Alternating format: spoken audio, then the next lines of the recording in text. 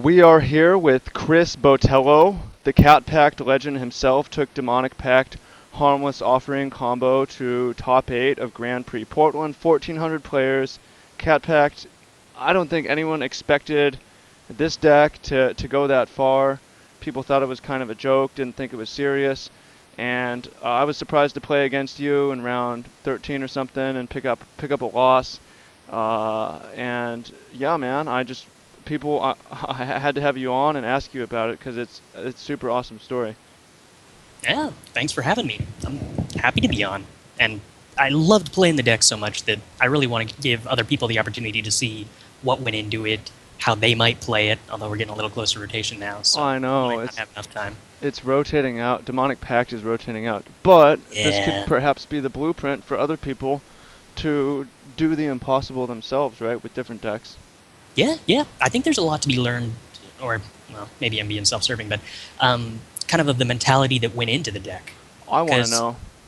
well, what I wanted to do going in is figure out what weaknesses other decks have and how to hmm exploit them. And I was noticing a lot of things like Bant playing Wait, first Reflector Mage. let me explain the combo. Is that all right? Yeah, totally. So Demonic Pact is an enchantment. At the beginning of your upkeep, you have to choose one that hasn't been chosen. So you choose in any order 4 damage to a creature or player slash planeswalker and gain 4 life. Draw 2 cards, discard 2 cards. So you're getting a 5 for 1 off of that. And then if you have Harmless Offering, you can give it to the opponent. Before the last one, they untap and have to choose, they lose the game. So it's like an illusions donate type combo. So yeah, that's how it works. If those wondering, and you were saying the mentality that went into it. Yeah. So I wanted to build a deck that kind of can exploit the weaknesses that other decks have. And I saw a lot of things like Green Black was playing a ton of removal spells, and Bant was playing Reflector Mages, which is like this 2/3 that's got no value if you're not playing a creature. So I've been playing around with a couple rotations now of trying to build decks that didn't involve creatures and seeing how that worked. I've been playing a blue-red Fevered Visions Brain in the Jar list that the win con was just do damage with Fevered Visions and just stop them from ever doing anything. And you didn't play creatures, so most decks were totally dead in the water with a ton of their cards. hmm And Demonic Pact ended up kind of being this engine that provided a ton of value and a win condition out of nowhere. And it turned out that it did all these things I was already looking for, and it gave you just a huge amount of value. And so once I started testing it, I kind of realized, oh, I get to play a ton of mainboard board wipes. I get to play a ton of value and removal spells, and then my removal spells and my card advantage turns into a win condition, and I don't need to actually put a real win condition in my deck. hmm Oh, cool! I get to donate, or I get to put all of my space in my deck into just stuff that does things I already wanted to do. hmm I'm curious. So were you like you said you wanted to attack deck's weaknesses? Was it I want to attack the metagame, or it was ooh I want to build this sweet Cat Pack deck, or was it I want to top 8 Grand Prix Portland? I did not build the deck with top aiding a GP in mind. hmm I built the deck with, I, so Did you have I built playing a a lot of, GP in mind? yeah. I actually built the deck before I had it in mind for the GP. I usually build like 3 decks every time a set comes out. hmm One for fun, one that I think is actually going to be good, and one to test some janky thing I can take to a free tournament and surprise people. This deck sounds like all 3 of those things. It was. This one was actually the janky take it to a Sunday deck that I was going to play for free and never actually expect anything of it. And then the more I tested it, the more I started realizing it actually had good matchups against a ton of other decks. And at the time, it was a super budget deck because I already had 2 Lilianas and they were only like 20, $25 at the time because this was like hmm 3 days after the set had come out. And I started playing it and liked how it felt, and so I bought it on Magic Online and started playing it on Magic Online. And about a week later, I've been playing leagues for every day of the week because the deck is just tons of fun. hmm And I'm like 70 tickets up in profit and start to think, wait, maybe this deck is good. I've Yeah, got like a 70% win rate online. yeah, and you This was said what I you was expecting. played like a crazy over the top amount of matches to prepare. Yeah, I was averaging, I think, like 3 leagues a day. And What? at first, this was just because the deck was so fun, I wanted to keep Yeah. playing it. But so yeah, I was getting about 15 matches of Magic a day, which I think averaged out to like 30, 35 games. And I had about Wow. 3 weeks to do that before GP Portland. Yeah. If there's any takeaway, it's like if you put in that level of preparation with anything, you're not guaranteed to succeed, but Yeah. that's got to increase your odds because if that's what you did, at least for the month before the tournament, you probably prepared more than almost anyone in that room, and you got better results than just about everyone in that room. So, I wouldn't be surprised. And I was learning new things about the deck every day.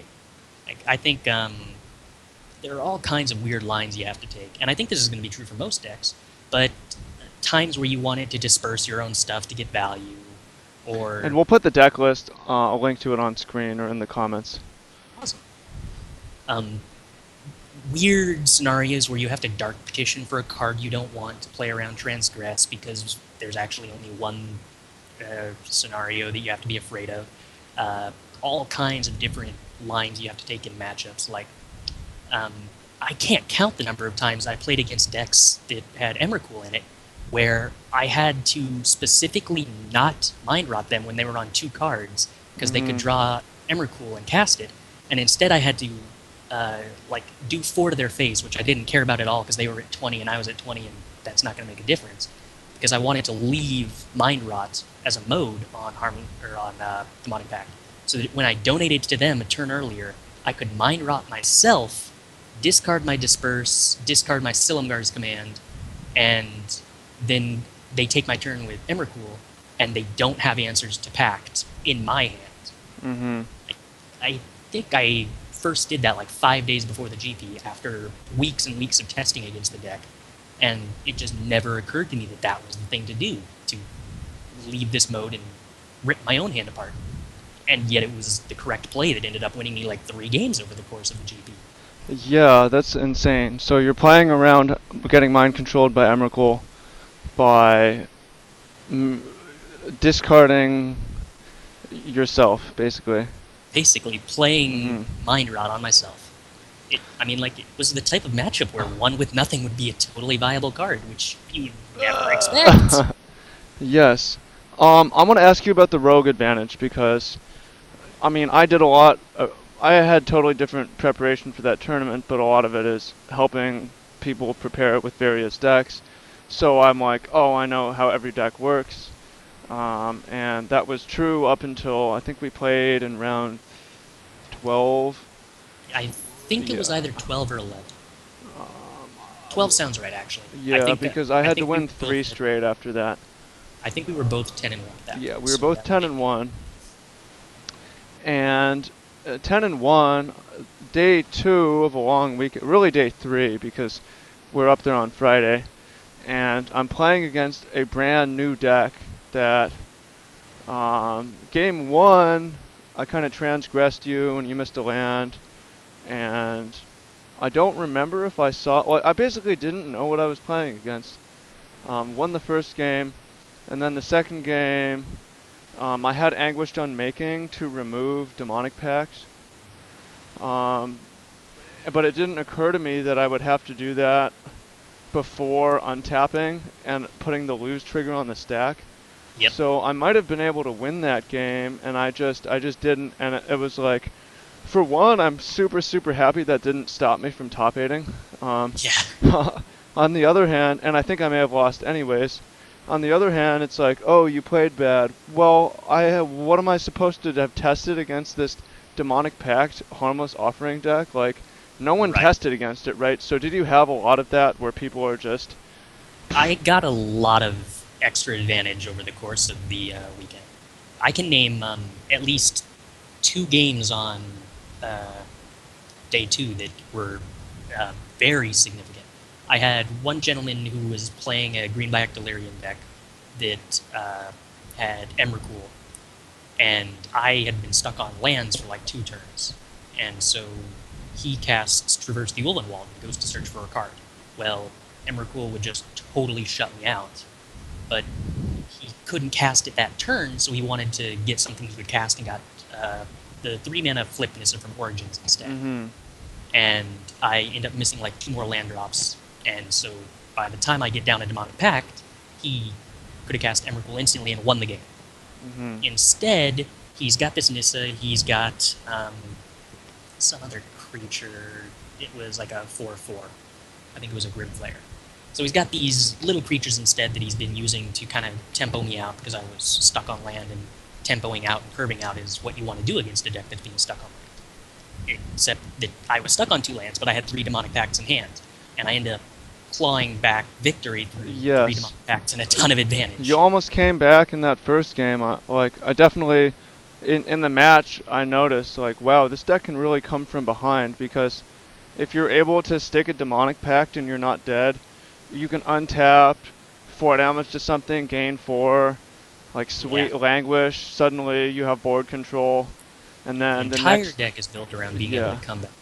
The next turn you draw 2, or you start to pull it way ahead on cards. It was super awesome deck. Yeah. So, a couple questions I had. For one, Liliana, alternate win condition. How often did he win with ultimate? A couple of times. I ran up against a Mardu control deck that I had to win with Liliana because Nahiri sticking around at 8 loyalty just meant that I was never going to stick a Pact. Just 0 chance of ever having a chance to stay on the board. And Lily ended up being the win con that I desperately needed. I ran into a Spirits deck that, without Lily ticking up constantly, taking down 2/1s all day, I would have never been able to win. Because a Spirits deck, yeah, they're playing a ton of diverse threats that Lily can answer, but the real reason you need her is because they run so many counterspells that it is nearly impossible to resolve a Harmless Offering. So you have to have some kind of threat you can stick and be able to defend and make them answer that so that you can... Yo, your volume just dropped down by a lot. That's not good. Is this better? Yeah, back. Okay. So you have to be able to play around these decks that can just hold up a negate and end you. If they have 3 cards in hand they don't care about, so you can't mind rot them, and a negate that's just going to counter your Harmless Offering and the game's over. And Lily really fills a ton of roles. She forces people to commit more to the board so that your myriad board wipes are better. She stalls aggro decks and gains. Yeah, you have 6 in the main. You have 3 Radiant Flames, 3 Languish, which is more than anyone else is playing. Yeah.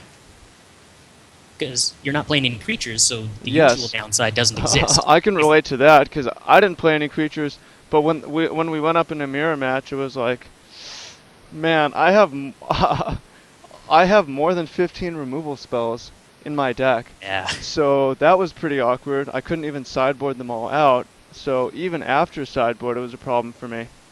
Yeah, that was one of the things I was going for, is that I knew this was going to have kind of a tough matchup against a control deck, but the fact that the most popular control deck was Black-White gave me a little bit of space, because Black-White isn't going to be playing negates, which is really hard for the deck to play around, and Black-White plays a ton of removal spells, which you get to exploit by having 0 targets. Another question I had was kind of about metagaming. So, I know there's a perception that this strategy, it can't be competitive because there's so much Dromoka's Command that just makes you sacrifice it. It's like one of the most played cards, and Bant plays all that. And then, so one thing that happened at that tournament is Bant started to play fewer Dromoka's Commands because it's not very good against the Emerge stuff. And then the second thing is, in your list, you've got all these Oath of Chandras and Oath of Jaces, which presumably those were you said were to buffer Demonic Pact. So can you talk about that a little bit? Yeah. One kind of mentality that I've heard of before in marketing, actually, is a SWOT analysis. So yes. You look at something and you think, strength, okay, weakness, opportunity, threat. Yep. You draw a matrix. So you kind of want to view your own deck looking at this, figure out what your weaknesses are, what your strengths are, how you are going to play up your strengths, how you're going to mitigate your weaknesses, and then you look at your opponent's deck and you say, okay, what are my opponents doing that I can exploit, and what are my opponents doing that threatens me, and how am I going to take advantage of the opportunities, and how am I going to mitigate the threats? Well, Dromoka's Command was definitely one of the threats, so I looked at that and said, okay, there's this card running around the metagame that's going to completely wreck my strategy. How do I play around it? Well, I guess I play other enchantments to sacrifice.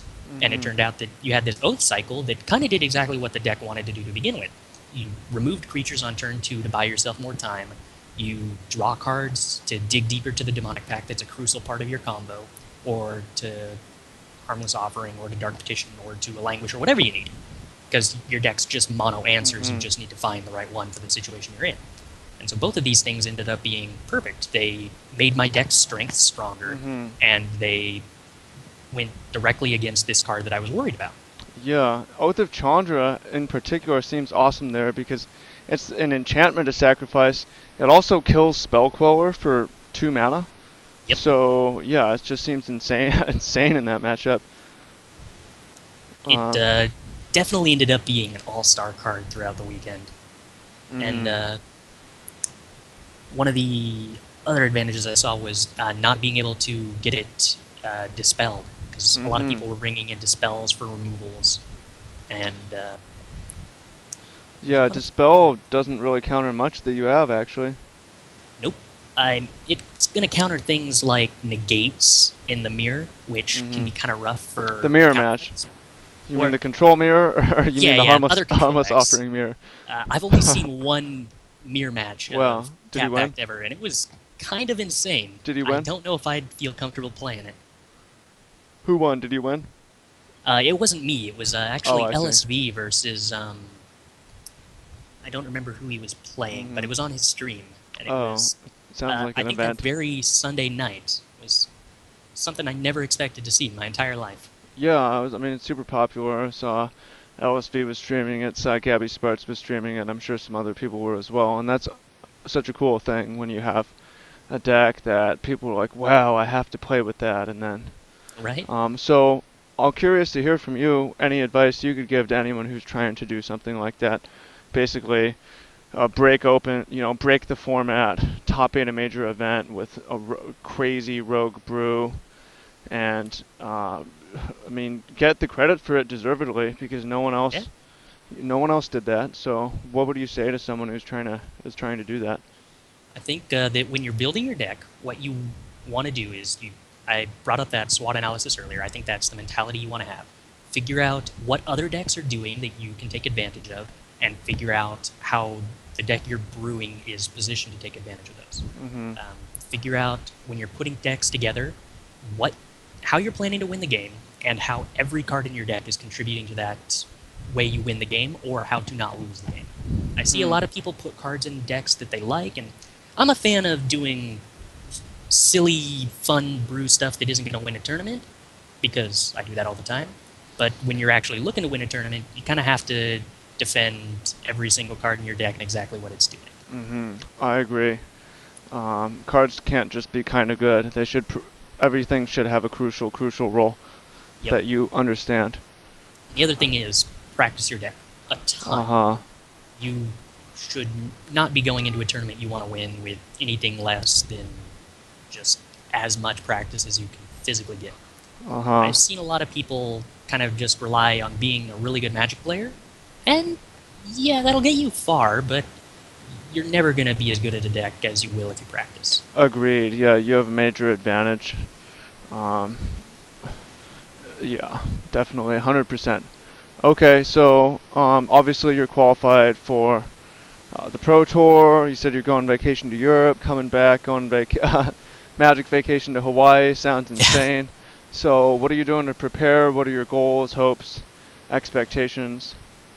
Well, I went into GP Portland with the goal of getting to day 2 for the first time. So I'm probably going to go into the Pro Tour with the day of getting to day 2 for the first time at a Pro Tour, and if history shows, that hopefully will have some good effects. Yes. But getting invited to the next Pro Tour would be super cool, and seeing if I can actually make this a serious thing would be just kind of a dream come true that I would have never expected prior to a couple weekends ago. Yeah, I think it's been a month, 5 weekends. Yeah. Still feels like it just happened. Actually, it feels like a lifetime to me. So yeah, as far as preparation, are you gonna try to break something crazy to the Pro Tour, I Or probably will. I've got a deck that I've been brewing up that I don't want to share because the rogue advantage keep it to is a yourself? thing, but it's very, very in line with how Demonic Pact works. Mm-hmm. It's not going to have a just one turn win the game combo, but Uh-huh. the mentality behind it kind of no Is it the card creatures. draw spell, harmless offering that? Give it to the opponent. No, I was wondering if that was going to be good enough, but It doesn't honestly, say they lose the game. no, it doesn't. And honestly, that card seems pretty good even once it's down to 0 counters. Maybe not constructed good, but I'm going to play it every time I get it in limited. Mm-hmm. Definitely. But kind of exploit weaknesses other decks have. Mm-hmm. Like I'm expecting Reflector Mage, and I'm not going to be running creatures if I end up playing this deck. I've still got a lot of testing to do, and it's Hmm. going to kind of depend on what the meta is. And that's one thing I'm leery about. I came in Hmm. with Demonic Pact knowing that I Yes. knew what was popular. I knew I could beat what was popular, and I knew I had my deck tuned to what's popular. Uh-huh. Yes. So, a comment on that, and for those of you guys, this will help you, I hope, and it's for those of you listening, when you get to the Pro Tour, there's a big difference between a Grand Prix or Open and a Pro Tour, because at a Grand Prix, it's very easy to predict the metagame. Pro Tour, you have no idea. And to Yep. take things even further, well, you have an idea, but it's a guess. And to take things even further, at a Grand Prix, generally when someone plays their first land, or latest on the second turn, you know their archetype. You've seen the deck list online. That's not at all true at the Pro Tour. They play their first land, you might have no idea what they're playing because it's a brand new deck. So, I would like to be able to look at people's hands personally, or play something proactive where it doesn't matter as much. But and control decks can definitely win the Pro Tour as they did the last time, but it's a little bit harder because Definitely. you're guessing. Yeah. Yep. So I'm banking on. I'm hoping my opponents are trying to kill me by doing damage and not by some uh, strange infinite combos. And I'm hoping that most decks are going to be vulnerable to removal. If those two things fly, then I think the deck I'm planning will be fine. But Hmm. I could end up Man. ditching it if Yeah. it doesn't look like that's what's shaping up to be popular. It sounds like you're building so many things that you'll have a lot of options as well. It definitely. Yeah, that's a good place to be. Once you get an idea, you can pick something. Anyways, thank you so much for coming on. And I'm very excited to see what you end up playing. I'm excited to see you there, Yeah. and hopefully you are able to repeat. And if anyone wants to ask you anything about this deck or anything, is there a way to get in touch with you that you would give them? Reddit is actually the easiest way to get in contact with me. I'm on there as Craft D, Mm-hmm. no spaces. Craft D, send him a. I don't know how messaging works on Reddit. Do they do messages? Yeah, you can do direct messages. DM Craft D if you want to hear about Cat Pact. Yep. Yeah, so awesome. Anything else you want to add, Chris? Not that I can think of. I'll look forward to seeing you at GP Portland, or not GP Portland, the Pro Tour, and hopefully I can get as much love from the community with whatever I show up with as I got for Cat Pact. I hope so. It helps to win, definitely. People love winners. Um, yeah, awesome. Thanks so much. And I look forward to seeing you. Thanks so much for coming on. See you there. Thanks for having me.